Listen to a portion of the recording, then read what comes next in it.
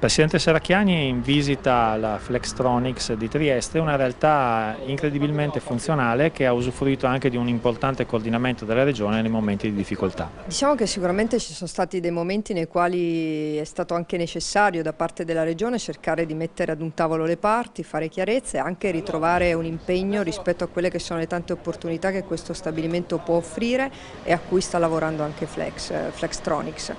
Intanto oggi la visita è stata molto interessante anche perché insomma, ci sono dei progetti di sviluppo importanti, c'è da un certo punto di vista la volontà dell'azienda anche di fare le stabilizzazioni che in qualche modo erano il frutto degli accordi sindacali e dall'altro anche l'impegno a continuare una produzione che per Trieste e per la Regione è particolarmente importante e qualificante.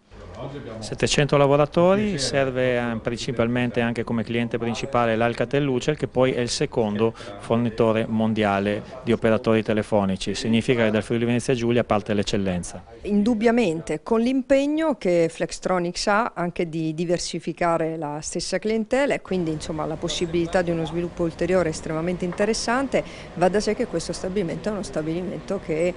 rappresenta una delle eccellenze della Regione.